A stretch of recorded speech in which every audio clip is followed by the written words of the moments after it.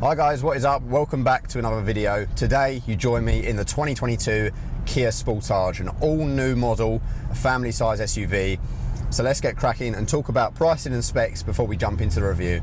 So here in the UK we get 4 petrol engines to choose from. The first being a 1.6 turbo, which is just a normal petrol engine with 148 horsepower. You can then step up to a mild hybrid with the same power. You can then step up to a full hybrid, which has 226 horsepower, which is available either with a manual or a 6-speed automatic transmission, and either 2 or 4-wheel drive. And then you can step up to the top of the range model, which is a full plug-in hybrid model, which has 261 brake horsepower, which is available only with a 7-speed dual clutch transmission. Prices start from about £26,000 for your entry-level Sportage 2 model, and that will get you things like an 8-inch display and a 4.2-inch digital dash. So you're not going to get all the bells and whistles on that model, and I do suggest stepping up slightly. So you can then go for the GT line, which has some better styling features, bigger wheels, the leather interior and keyless entry. That will net you about 30 grand, and that's when you start exploring some of the electrified engine options. Personally, I would start around the Sportage 3 range, which starts from around £30,000 to £31,000. So that gets you both upgraded displays, heated seats and steering wheel, smart cruise control with the lane steer assist. So you're going to get quite a bit of value for money at that price point. The top of the range models are the Sportage 4 and this GT Line S model that we're testing here today, which come with things like a pan roof, surround cameras, Harman Kardon sound system and a power tailgate. So that will start you at around £37,000. The one that I'm testing here today is around £39,000. You can also upgrade to an all-wheel drive model for about £1,500 more, or the plug-in hybrid model, which is the top of the range model, around £41,000, £42,000. So let's talk styling then. What do I think about the new Kia? Well, first of all, I think their new badge really sets them apart. I think it really puts them into the future. It does away with the old design language that they used to use, and you can tell with their all new models that the styling language has completely changed over the last few years, and it's really a step in the right direction in terms of both futuristic design and also quality. I do think it's a bit of a Marmite design. I think some people will love it, I think some people will hate it. Personally, I think it's styled really well. I quite like the LED front lights that we get on this model. I think there's enough going on with it from the side profile. On this model, you've got that two-tone with the sort of chrome strip differentiating the roof from the rest of the car.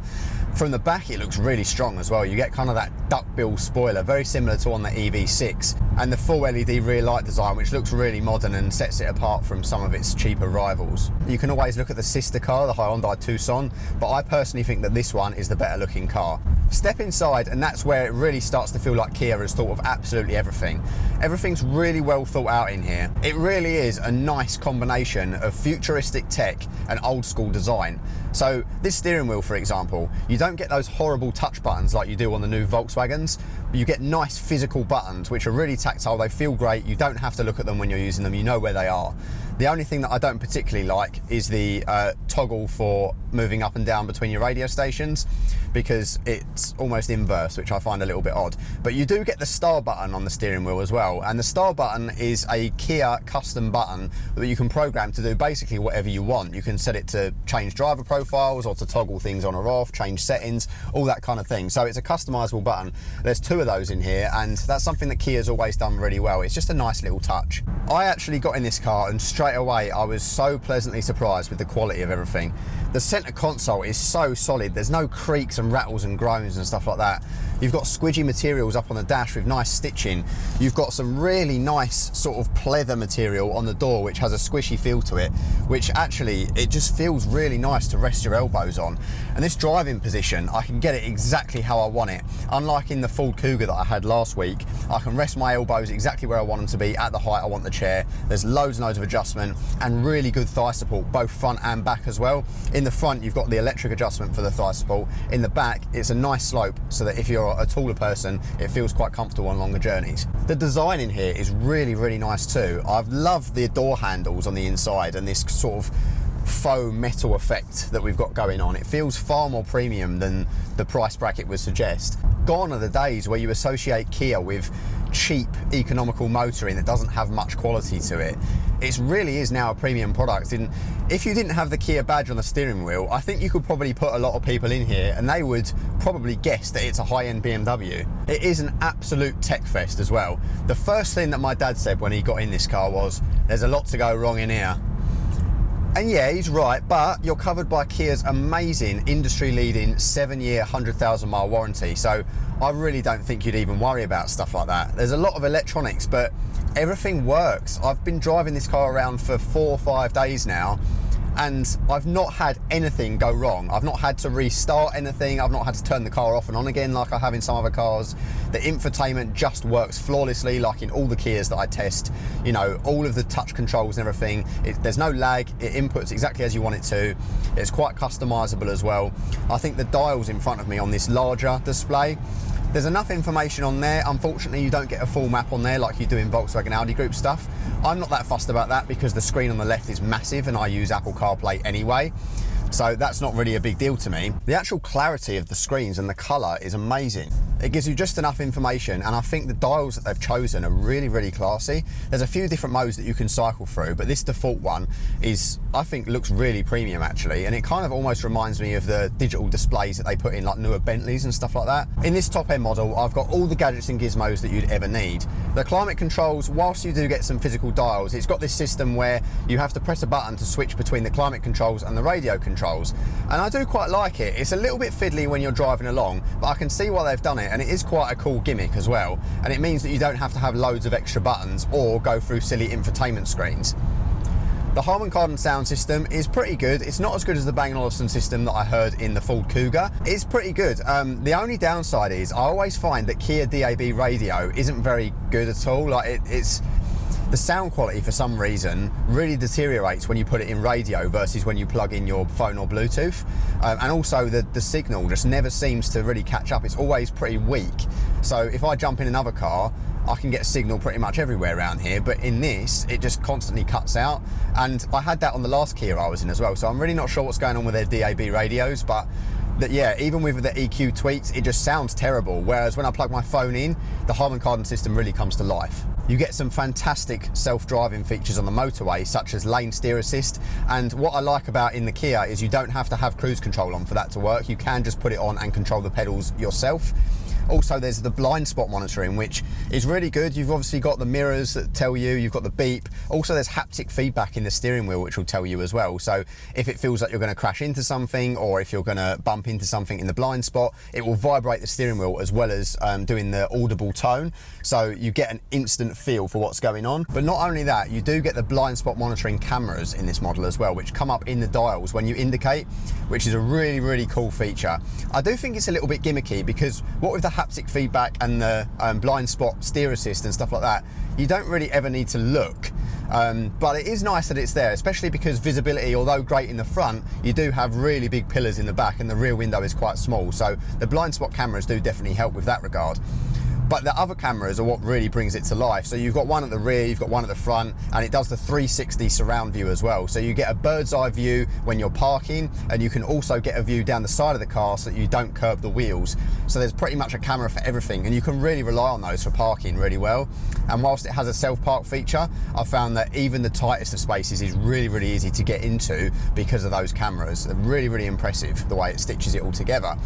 Not only that, but on these higher end models, you also have the ability to drive the car in and out of a parking space using the key. So it's got the remote start feature and it will roll out on the electric motor, which is fantastic. I also just like the Kia quality of life stuff. Like for example, in the back, they've thought about the fact that there might be a middle passenger.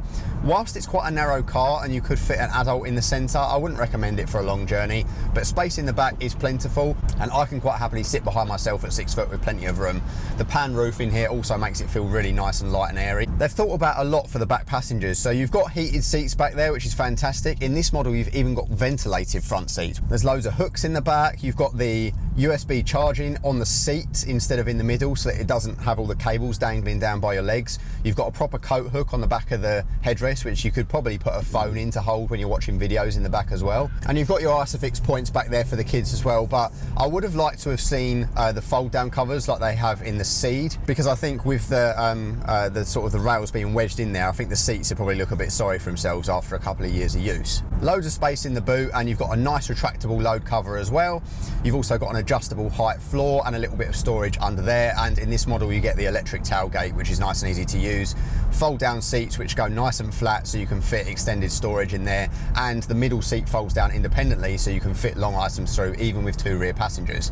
So they've really thought that out too. I also like in a Kia, when you get in it, you've got different driver profiles. So if you've got 2 people using the car, say for example you and a partner, you can get in, you can select your own profile, and everything in the car, all the settings will change to that person's preference. So overall, nice and comfortable in here. So let's talk then about how it drives. I'm going to give it the beans out of here. It's going to start in the kind of electric mode, which can go up to about 40 mile an hour, but when you really put your foot down, that 1.6 turbo kicks in. There can be a little bit of a delay, but it's not too bad.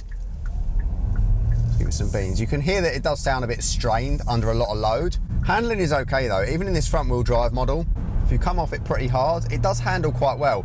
The only downside is there really isn't much feedback from the steering wheel at all. So unfortunately, it's just one of those things. The Kia electric steering is very good at what it does, but you don't get that same driving dynamic as you would with something like a Ford. So the Ford Kuga definitely has much more steering feel.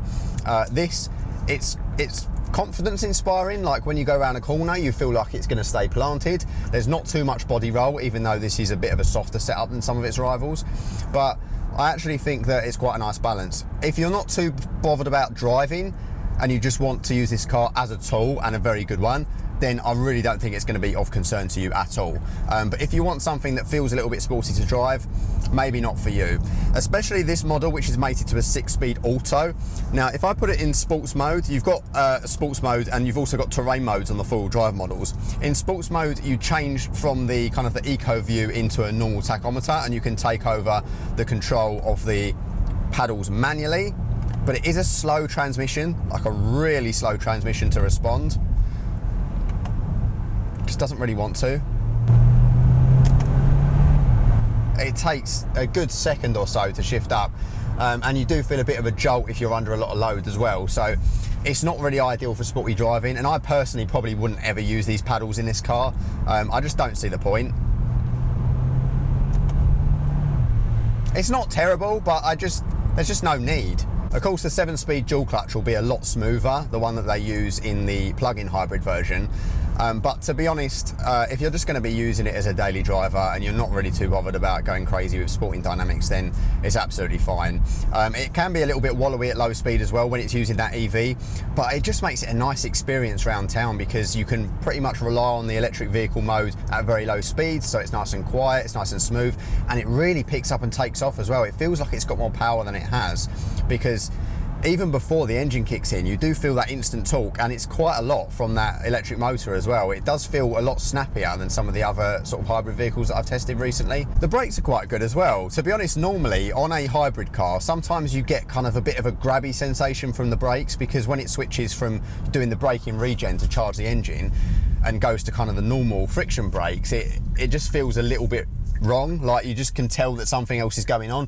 But in this, you wouldn't really notice the regen, I don't think. The only time that it feels a bit odd is when you're at very, very low speed in traffic. Sometimes it creaks and groans a little bit when you're moving through that slow traffic. But there you go, let's come off this. Oh, we got some wheel spin there.